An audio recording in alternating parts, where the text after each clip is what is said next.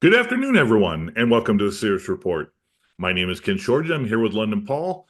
And Paul, regarding the U.S. debt, its fiscal deficits, wanting to cut taxes, cut government spending, devalue the dollar, manage inflation, reshore businesses, and a few other things, what do they all have in common? Well, they are mathematically impossible. And we're going to discuss that.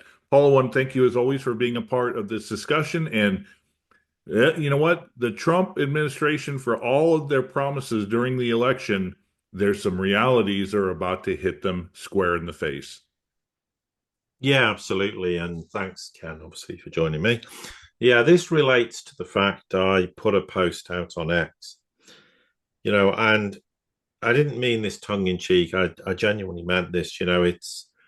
It is kind of very patriotic now in the United States to say, oh, yeah, look, we have got difficulties, but we have the solution. And, keep repeating it because people like to hear it and they like to believe that you can do all these things that you mentioned, Ken. And only it is, I'm sorry, mathematically impossible. And because you can't fix all things simultaneously. And if you try to fix one thing, you're going to break 10 others in the process. And the only way ultimately you can do this, and I have to be careful how I phrase this, but you can't reform what's there. You have to start all over again, for want of a better description. I mean, raise it to the ground might sound a bit dramatic, but in reality, that's what you have to do. You have to start with a new everything. Well, that's extremely difficult in a country the size of the United States.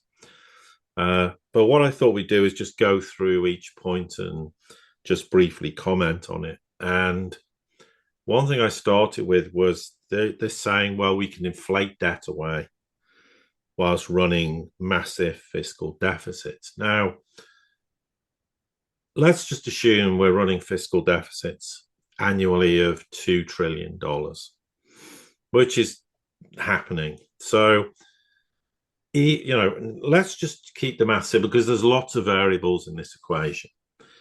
But what that effectively means is you're going to inflate the debt away on an annual basis. You're going to have to inflate away at least 2.5 trillion a year. Otherwise, the debt's just going to continue growing. And we saw this during the pandemic era when we had high inflation.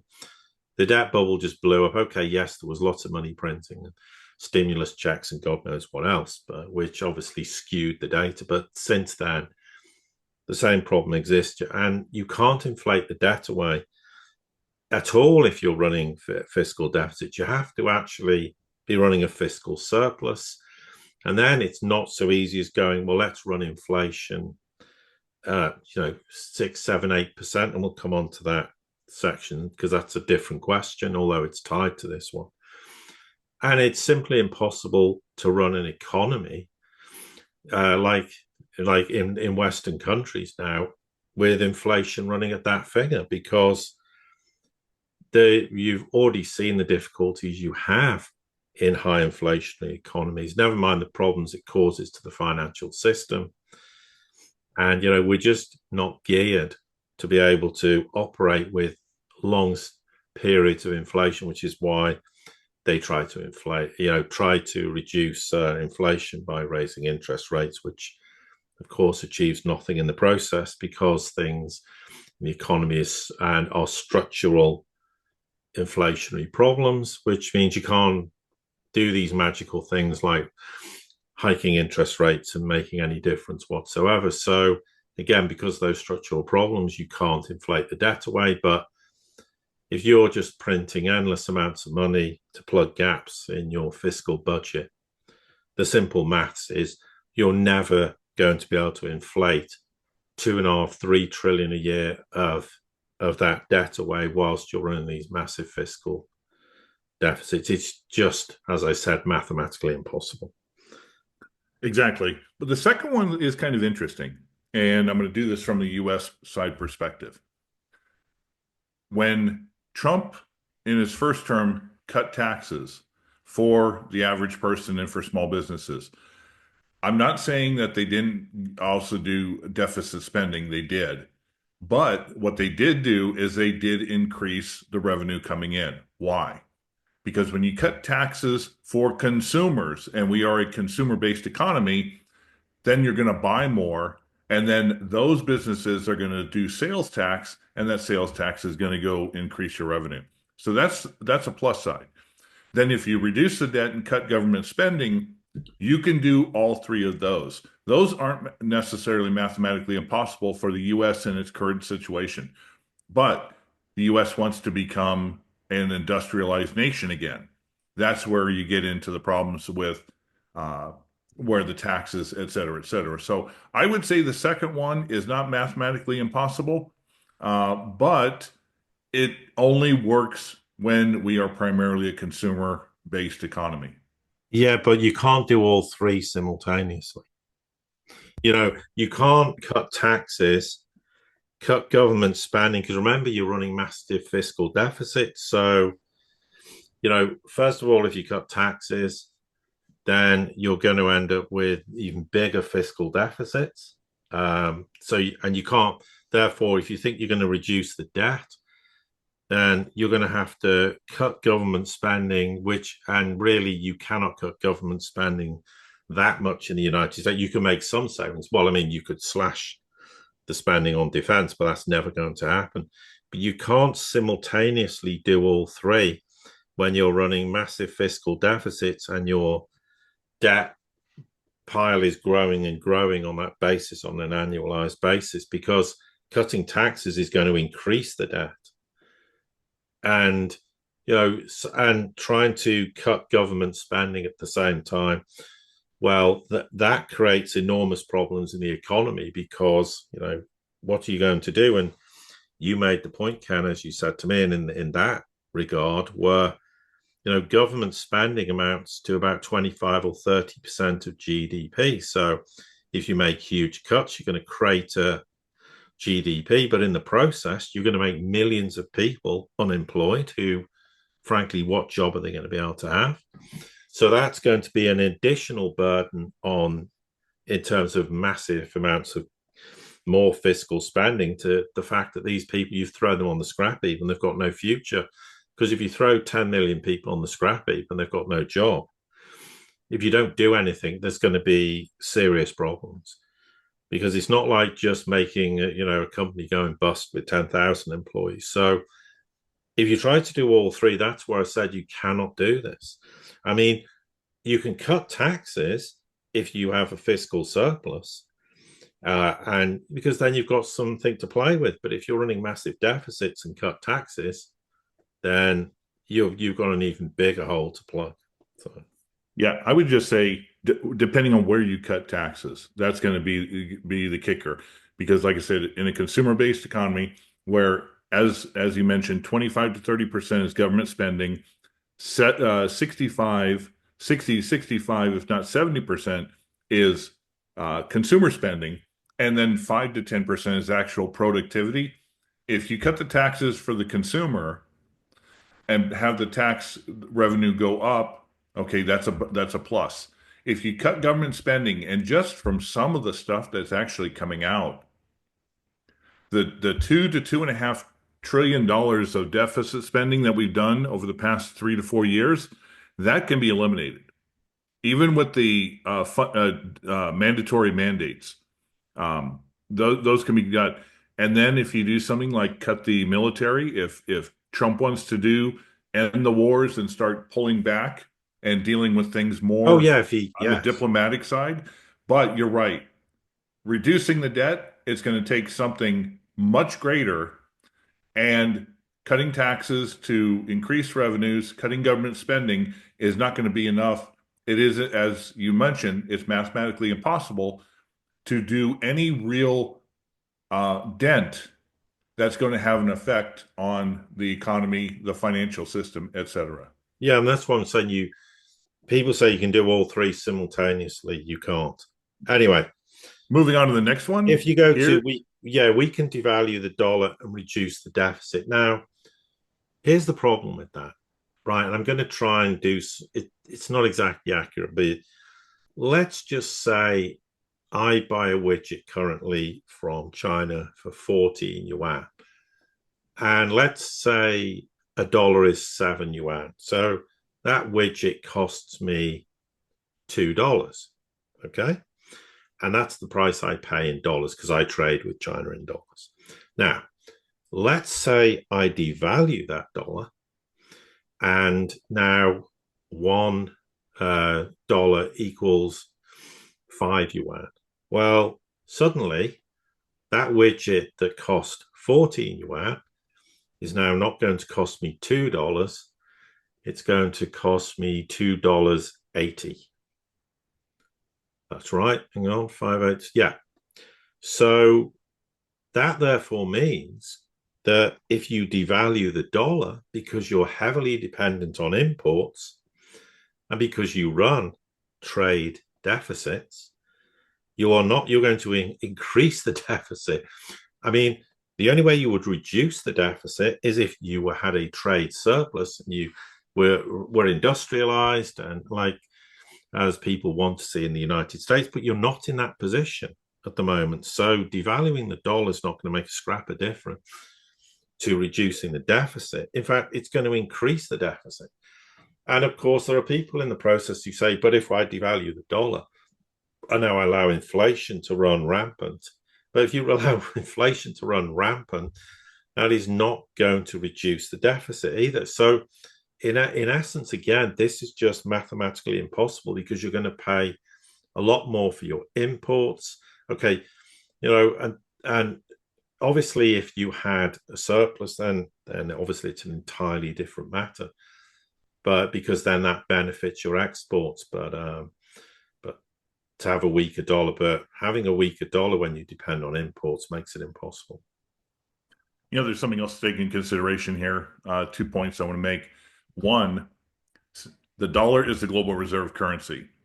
The last time I checked, 95 different currencies were tied directly to the dollar through the SWIFT system. So whenever the Fed monkeys around with interest rates, whenever we increase treasury buying and increase the money supply, that affects directly those 95 currencies around the world. And then those governments are going to have to make adjustments. There's all this talk about, China is monkeying with its interest rates because the yuan is getting too strong against the dollar. No, they didn't do anything with the yuan. The U.S. monkeyed with the dollar, which skewed the ratio out of balance, and China had to do its retaliation. Not retaliation, that's a good word. It had to make its modification based on what the U.S. did. So every time it does, and in particular, we saw this during the Arab Spring, because when the dollar got down to 72 on the DXY, commodity prices were through the roof. So that's where the dollar was devalued, but in dollar terms, commodities shot up to all-time highs. And the rest of the world, because they had their strong currencies, couldn't afford to buy them in dollars. Yeah, So exactly. it's Yeah, a so mathematical impossibility for us to devalue the dollar as long as we are the world reserve currency. Secondly, when we did have a pseudo balance, the dollar internationally was backed by gold, and domestically it was backed by silver. So that there was a separation what happened domestically with the dollar and what happened internationally with the dollar. Both of those things are gone. yeah, and you rightly, in the context of this, if we are the world reserve currency, it's also mathematically impossible, but we'll come back to that point in a minute. So the next point would be the United States can manage official inflation, say I said between 8 and 12% for a few years. Well, it can't. It's just mathematically impossible for it to do so. Not least because can you imagine, again, because it's running huge fiscal deficit, can you imagine the interest it would be paying on its debt alone? So again, this feeds back into the fact that you would just have ever increasing fiscal deficit. So if you want to cut taxes, you couldn't. You're certainly not going to reduce the debt. Your government spending isn't going to be cut or reduced. You certainly aren't going to inflate the debt away. You're just going to increase the debt pile and make it even bigger. Never mind what it's going to do to the actual real economy if you're running inflation, because the cost of everything is just going to increase. And we've seen what's happening with a cost of living crisis that's erupting all over the West because people are getting screwed more and more to the point they can't afford to pay for anything. If you're running inflation like that, the average person would be in serious financial trouble within a year or two. So, running inflation at those kind of figures in Western economies and Western financial systems is mathematically impossible. You will blow everything up if you try to do so. And that's why, okay, there's the argument they fudge data with what inflation truly is in Western countries, and I agree with that. But the idea that you could officially run it, those figures, just would make absolutely no sense, given that the United States is going to have to, remember, if it wants to reindustrialize, and we'll come on to reindustrialization in a minute, it's going to have to spend huge amounts of money, which means it's going to have to sell massive amounts of debt to be able to do that. And it's going to be paying interest on that debt at some exorbitant figure because it's officially running inflation much higher. Because remember, we're trying to reindustrialize the United States at the same time. So again, it's just mathematically impossible. Let me give a great example of what an artificial inflation boost to one facet of the economy did. Approximately 10 years ago, there was this big move to increase minimum wage. And they increased minimum wage to $15, $20 in Seattle, California, and a number of other places for like something as trivial as fast food workers. Guess what happened?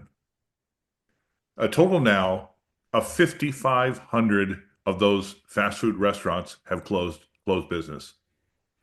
When you force artificial inflation, especially on a consumer economy, as you mentioned, consumers then buy less because the prices of everything go up. The wages don't go up. And even if wages do go up, so do the prices accordingly. No business is going to work at a loss.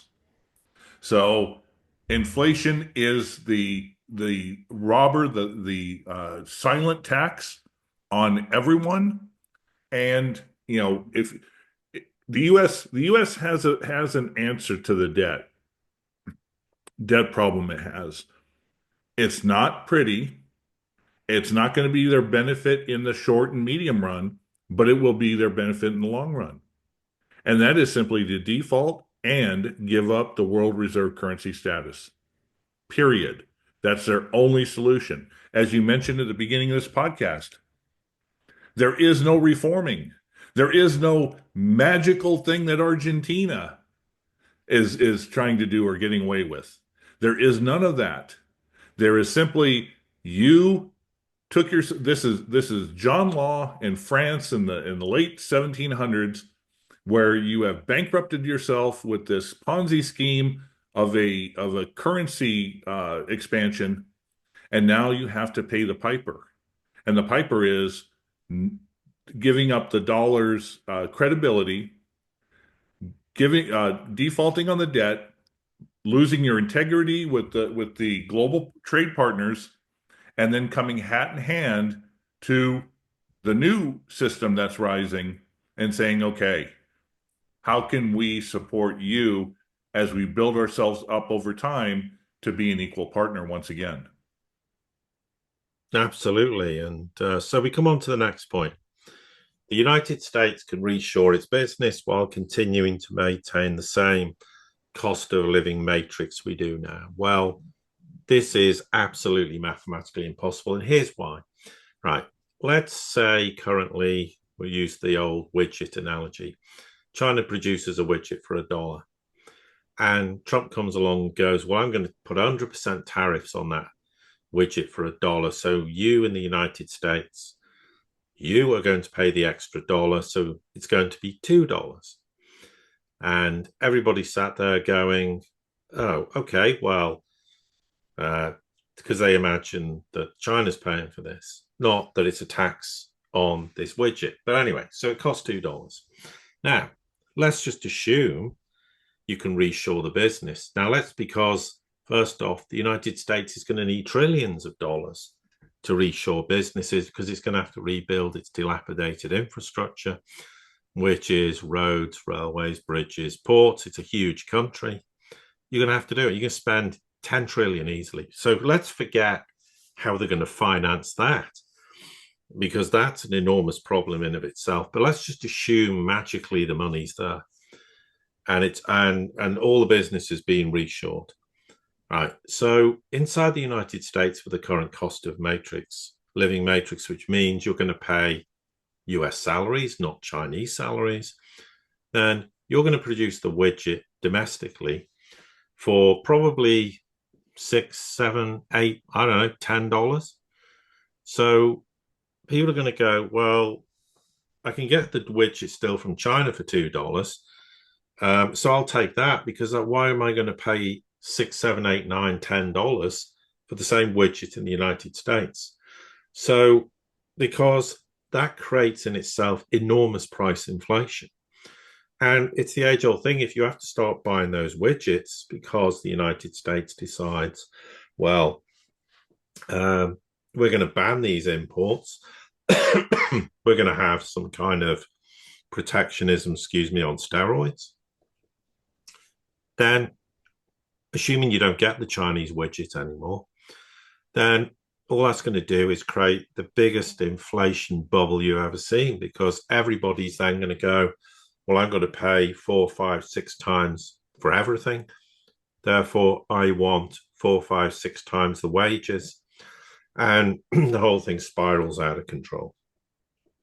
And this is why, effectively, the United States can reshore its business, even if it doesn't want to export to the world. And that's the other thing. No one's going to buy these widgets from the United States because they cost 4, 5 times, 3 times more than China. So everyone will go, no, I'm still going to China because I can buy these widgets. They're much cheaper. So it's not going to help the United States' exports, which means they'll have this trade imbalance still. Okay, the argument is they'll be producing a lot more domestically, but who's going to buy them? And because they can't afford them. So if you want to reshore the business and A, be able to support your internal market, and B, export some of this stuff to the rest of the world, you're going to have a cost of living matrix like the Chinese, for example, or something like that. Well, to do that, you're going to have to blow the entire financial system or get rid of financialization and literally, as we say, reform everything from the ground upwards. So you start all over again.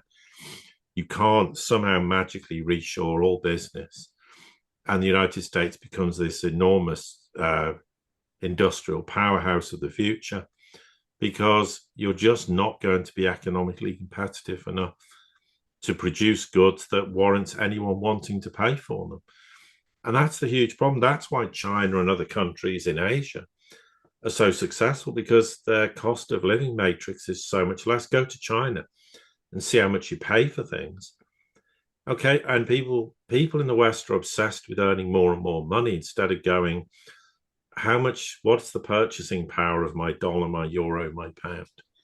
They don't. They just want more and more money, not realizing it's what you can pay, or what you can buy with that dollar, or in the case of the Chinese, the yuan. That's why it's mathematically impossible to actually successfully reshore businesses on that basis. There's 2 other things that have to be, I think, tied with that. One, it's the anti-NAFTA. America has to open itself up to allow China, India, and other places to start building their own businesses here under their guidelines, not the opposite. Mm-hmm. 2, the West has a materialism problem. Okay, if you take a look at China, 1, they're big into savings. 2, Take a look at most of their households. They don't have a lot of stuff. They don't have a lot of garbage. Many of the apartments have a little garden on the outside. They have their TV, they have their computer, they save up money for vacations, but they don't have a lot of miscellaneous garbage stuff. We have to, in the West, get rid of materialism. We do not need it to survive and to be able to do this. Yes, it will destroy pseudo the consumer economy, but guess what? Most of consumerism, most of the jobs are in the hospitality and the healthcare. We don't produce anything, so most of the stuff we buy obviously is imported from China, etc. We don't need most of that stuff. And that's really what you got to do is you got to change this mindset that probably started with Gordon Gekko in the 1980s, greed is good, or he who dies with the most toys wins, and get back to a savings philosophy and bringing down costs, not having to buy everything just because it's advertised on TV and you're sucked into it. It's going to have to take a behavioral mindset, not just a change at the financial and government levels in regards to this. Yeah, absolutely. It reminds me of the story when in the West people buy things they don't need to impress the friends they don't have. No. Yeah. Yeah, Yeah. that's quite Well, lit. lots of great anecdotes have come in the last 30, 40 years, Pete. Yeah. But and the final point, and it's very obvious this, the belief is we can do all these things, reshore the business. We can devalue the currency, we can reduce the deficit, we can do all these things, cut taxes, do everything, and still retain the world reserve currency. And you rightly highlighted one point where that would no longer apply. The idea that you can do all this and keep the world reserve currency is, I'm sorry, the ultimate mathematically impossible thing to do. So the United States at some point has to say, given in the future we don't need a world reserve currency, there's no need for it. The United States could have a dollar that can be utilized in world trade, and it would be still, and well, obviously, as long as they sort out a whole bunch of things. So people trust the dollar again, but let's assume they did. In 10, 20 years, the dollar could be a currency that is trusted again, and the world will be happy to receive dollars on the basis it won't be weaponized. But as for the United States having a world reserve currency, no. And it needs to get rid of it and learn that weaponizing the dollar was the biggest mistake the US has made in its history, because in the process it destroyed unipolarity, destroyed its own hegemony because it got too greedy and too big for its boots. As they say, debt borrows from future generations for the partying of today. Anyway, Paul, I want to thank you as always for being a part of this discussion. I think these were vastly important points and really important to get through the minutia of all the hyperbolic promises that are being made by the incoming administration. Absolutely. And thank you for joining me too. And to everybody here at the Sirius Report community, thank you for all your support. Don't forget to subscribe, like, share, comment. It helps the algorithm. Pass this on to anybody you think it would be important to. And until the next time we get together, have a great day.